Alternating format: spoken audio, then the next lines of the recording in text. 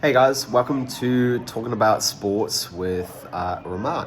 So yeah, on this particular blog, just looking at the round 10 insights of the New Zealand Warriors versus the St. George Illawarra Dragons on Saturday night, just gone. Up 14 points, 14-0.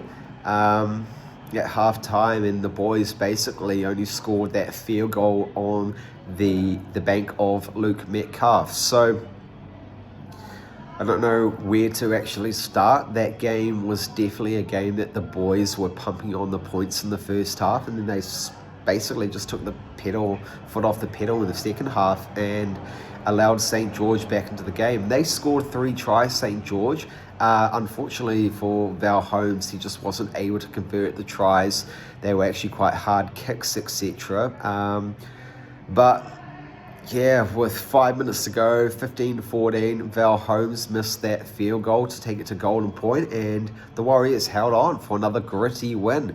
And these wins as early in the season are so crucial. We're almost halfway through the season.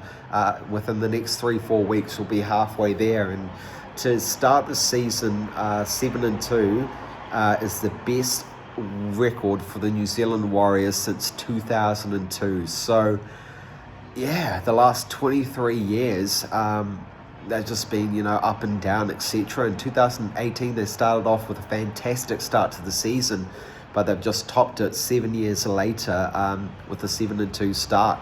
And I was looking on Facebook the last couple of days, and there have been, a few people that have done statistics based on, the Warriors winning against that side or losing, and then that side going on to lose or win the next week against their opponents. So, stand out for me for that game last night. Definitely, I would have to say Luke Metcalf had a fantastic game.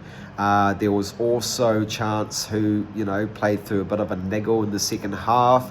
I felt that he's, succumbing to a position where he's playing quite well in the role of fullback, and it's going to be interesting to see how Rogers slots back into the team.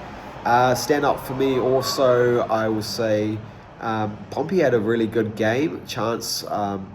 Pompey had a good game. Tane Tuapiki had a good run. Nice little try that was on the setup of Metcalf's kick. Mostly that game was dominated by just a bit of moment brilliance in the last 10 minutes of the second half. And personally, overall, I felt that it was our game to lose in the second half. I was basically on the edge of my seat, just hoping that we would hang on for the last 6 minutes. And it was great to see that we dominated in terms of field position overall in the game. But where we lacked was in our forwards. We lacked that momentum. I could see St. George just outmuscled the Warriors in the 4-pack. The backs managed to get the job done. And not much to say based on that game. We should have actually smashed the Dragons in the second half. They just fell apart in terms of that. And very fortunate that was just an instinctive moment from Luke Metcalf to take that field goal opportunity. And there have been obviously a lot of surprises this round. There have been a lot of people commenting saying, should this round be the Magic round, just on the basis that it is played at different venues, etc. this round.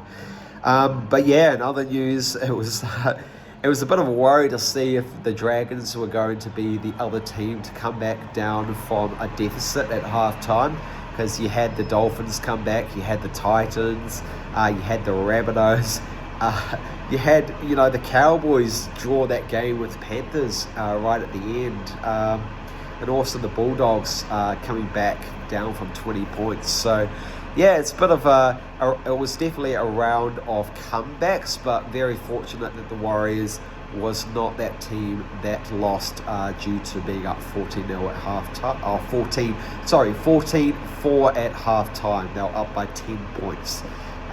St. George scored in the last few minutes of the first half. But yeah, with the 10-point advantage, you'd hope that the Warriors would build on that momentum in the second half, but they just didn't. They looked very lackluster, tired. Yeah, they've got another week stuck in Brisbane, so they're playing the Dolphins this coming Saturday night. So that's going to be really interesting to see if they can get 5 straight wins and do what the Bulldogs as well as the Raiders did, and to continue staying in that top 4 for another week. As we gear closer towards the middle of the season, it's very crucial that we continue as a Warriors nation and fan to stay in that top 4. The rounds get harder. We've got Canberra as well as Penrith in the upcoming 2